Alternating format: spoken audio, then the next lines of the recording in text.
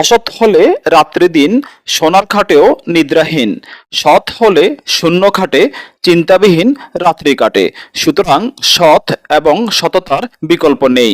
একথা যিনি বলেছিলেন তিনি বাংলাদেশের বিনোদন অঙ্গনের সবচেয়ে জনপ্রিয় ও প্রভাবশালী ব্যক্তিত্ব। কথার জাদু দিয়ে মুগ্ধতা ছড়িয়ে মানুষের হৃদয় জয় করেছেন তিনি। তার কাজকর্ম, দৃষ্টিভঙ্গি ছোটবেলা থেকেই ভিন্ন। সৃষ্টিশীল কর্মকাণ্ডের মাধ্যমে সহজেই মানুষের দৃষ্টি আকর্ষণ করার ক্ষমতা রয়েছে তার।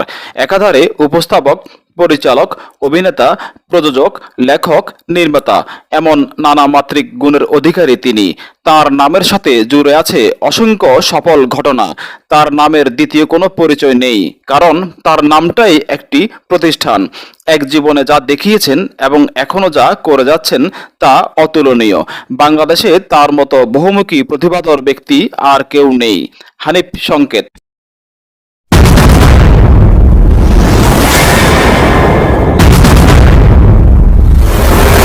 বরিশাল সদরের রায়পাশা করাপুর ইউনিয়নের জনগুরুত্বপূর্ণ এলাকা বসুরহাট। তবে কাগজপত্রে বসুরহাট লেখা হলেও বৌশেরহাট নামে অধিক পরিচিত। এই বৌশেরহাট বাজার থেকে 1 কিলোমিটার পশ্চিমে গেলেই বড় একটি বাড়ি। গ্রামের মানুষ এই বাড়িকে হাওলাদার বাড়ি নামে চেনেন। এই হাওলাদার বাড়িতেই 1958 সালের 23শে অক্টোবর হানিফ সংকেত জন্মগ্রহণ করেন। হানিফ সংকেতের বাবা আব্দুল হাকিম হাওলাদার পুলিশ বিভাগের একজন কর্মকর্তা ছিলেন। কর্মজীবনের অধিকাংশ সময় তিনি ঢাকা, কুমিল্লা, চট্টগ্রাম ও ফেনীতে কাটিয়েছেন। আব্দুল হাকিম হাওলাদারের 3 ছেলে ও 3 মেয়ে। বড় ছেলে হারুনুর রশিদ একজন চার্টার্ড অ্যাকাউন্টেন্ট ও লেখক। মেজ ছেলে হাবিবুর রহমান দেশের সুনামখ্যাত লিফট কোম্পানি মান বাংলাদেশের প্রতিষ্ঠাতা।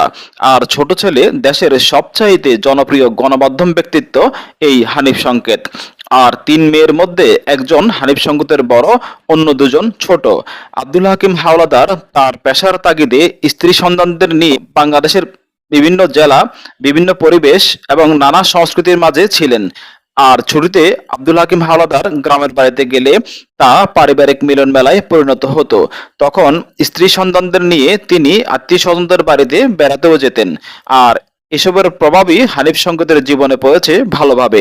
পুরো বাংলাদেশের ভাষা, সংস্কৃতি, পরিবেশই যেন তার পুরোপুরি মুখস্থ। প্রকৌশল শাস্ত্রে লেখাপড়া শেষ করে বাংলাদেশ মহাকাশ গবেষণা ও দূর অনুধাবন প্রতিষ্ঠানে যোগ দেন হানিফ সংকেত। পরে ঊর্ধ্বতন প্রকৌশলী হিসেবে স্বেচ্ছায় অবসর নেন। সংস্কৃতি চর্চার সূত্র ধরেই পরিচয় হয় বাংলাদেশ টেলিভিশনের প্রখ্যাত উপস্থাপক ও সাংবাদিক ফজলে লোহানীর সঙ্গে।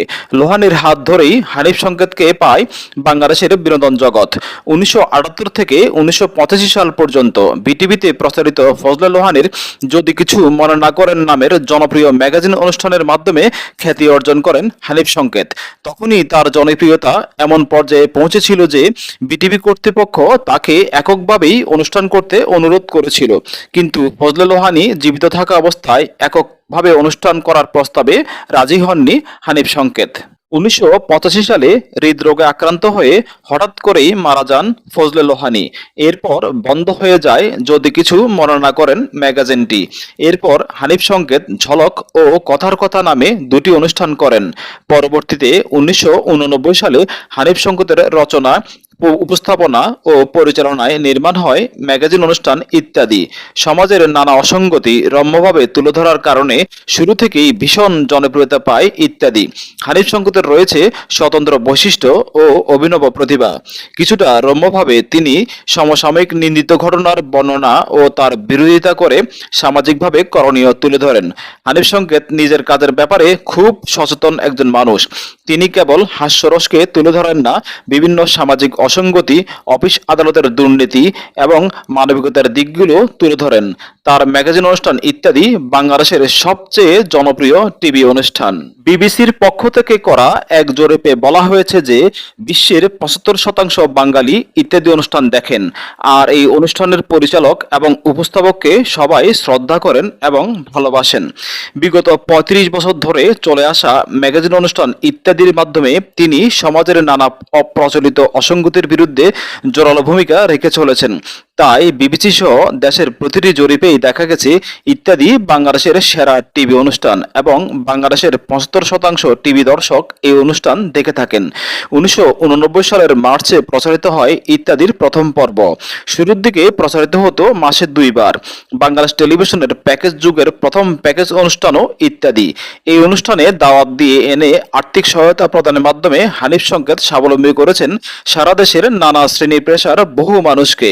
প্রতি ৩ মাস অন্তর ইত্যাদির একটি নতুন পর্ব রাত ৮টার বাংলা সংবাদের পর এবং প্রতি মাসের প্রথম রোববার রাত 10টার ইংরেজি সংবাদের পর একটি সংকলিত পর্ব বাংলাদেশ টেলিভিশনে সম্প্রচারিত হয়। এছাড়াও প্রতি বছর ঈদুল ফিতরের পর দিন রাত 10টার সংবাদের পর ইত্যাদি প্রচারিত হয়। ইত্যাদিতে একটি অত্যন্ত জনপ্রিয় পর্ব বিদেশি ছায়াছবির বাংলা ডাবিং, যাতে হানিফ সংকেত নিজেই কণ্ঠ দেন। বাংলাদেশে ইংরেজি ছবির বাংলা ডাবিং তারই উদ্ভাবন। এছাড়া ইত্যাদিতে দেশের প্রত্যন্ত অঞ্চল থেকে প্রচার বিমুখ জনকল্যাণে নিয়োজিত মানুষদের খুঁজে এনে তুলে ধরা হয়। পাশাপাশি ইত্যাদি প্রত্যন্ত অঞ্চলে গিয়ে অজানা বিষয় ও তথ্যভিত্তিক শিক্ষামূলক প্রতিবেদনও প্রচার করে থাকে। এছাড়া বিভিন্ন সমসাময়িক ঘটনা নিয়ে বেশ কয়েকটি সরস ও তীক্ষ্ণ নাট্যাংশ প্রচার হয়। এর বাইরেও নানা নাতি বা নানি নাতির পর্ব দিয়ে আলাদা দুটি জুটি তৈরি করেছেন তিনি। হানিফ সংকেতই বাংলাদেশের একমাত্র উপস্থাপক যিনি কোনো জনপ্রিয় ম্যাগাজিন অনুষ্ঠানে নিয়মিত দর্শকদের গাছ উপহার দিয়েছিলেন। তার ভাষায় গাছ হলো পরিবেশ বন্ধু। হানিফ সংকেত শুধু ইত্যাদিতেই দেশসেরা উপস্থাপক নন, এর পাশাপাশি মেরিল প্রথম আলো পুরস্কার অনুষ্ঠানেও দর্শক চাহিদার সেরা উপস্থাপক। বাংলাদেশে উপস্থাপনার পুরনো ধারা ভেঙে ছন্দময় আধুনিক উপস্থাপনার এক নতুন ধারা সৃষ্টি করেছেন তিনি। উপস্থাপনা যে একটা শিল্প তিনি তা প্রমাণ করে দেখিয়েছেন। বাংলাদেশে প্রথম ভেজাল বিরোধী আন্দোলন ইত্যাদির মাধ্যমে শুরু হয়। টিভি ম্যাগাজিন অনুষ্ঠানের প্রযোজনা শিল্পেও তিনি সেরা পথ প্রদর্শক। ১৯৯৮ থেকে ২০০৫ সাল পর্যন্ত শ্রেষ্ঠ টিভি অনুষ্ঠান হিসেবে মেরিল প্রথম আলো পুরস্কার পায় ইত্যাদি। পরবর্তীতে নতুনদের উৎসাহিত করার জন্য হানিফ সংকেত তাকে আর পুরস্কার না দেওয়ার জন্য বিনীত অনুরোধ জানান।